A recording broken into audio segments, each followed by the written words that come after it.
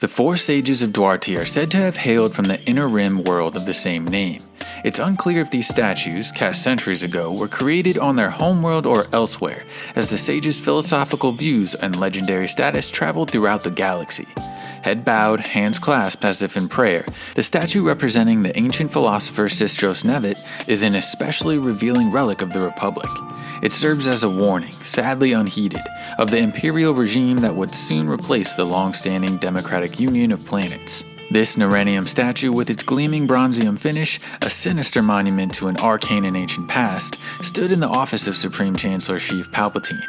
It was later displayed in his throne room after he became ruler of the Galactic Empire.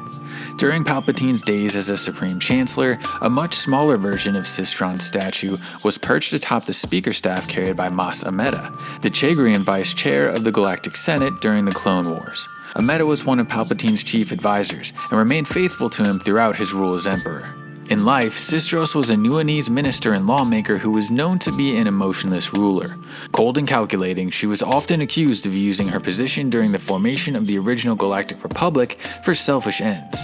It is little wonder that the unscrupulous Palpatine, the man who would become the Emperor, idolized this particular sage. The statue of Sistros was, in effect, a testament to Palpatine's own bid for unlimited power and his secret devotion to the Sith. It remained one of his most treasured possessions as he became Emperor. The enigmatic artifact looked on as he held court in the new Imperial Palace, controversially erected inside the battle-scarred shell that had once been the Jedi Temple. A small hollow chamber in the statue, seemingly dated from the time the piece was cast, was used by Palpatine to conceal his greatest secret, the red-bladed lightsaber of his alter ego, Darth Sidious. This weapon clearly marked him out as a Sith occultist. That Palpatine should choose to hide this clue to his true intentions in the statue of Sistros is ironic, perhaps deliberately so, given that the philosopher is represented as a cloaked figure, shrouded in mystery. Just like Palpatine, Sistros did not act alone. Her statue is part of a set that also comprises the sages Feya Rodamos, Yanjan Zelmar, and Brada Danlos. Little is known about the other members of this quartet as they lived in the Inner Rim 1,000 years before the Galactic Empire came to power. As philosophers, they influenced the politics of their day, including the laws that govern the Republic. They were doubtless controversial lawmakers with contentious views, but the Republic nevertheless thrived for centuries as a bastion of democracy.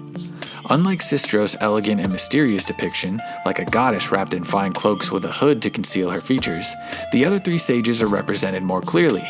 The statue of Feya Rodamos, which used to stand like a sentry by Palpatine's office door, wears a mask that obscures the mouth, as if silencing the sage. Arms crossed in supplication or perhaps bound by an assailant, it looks as if Feya is being restrained.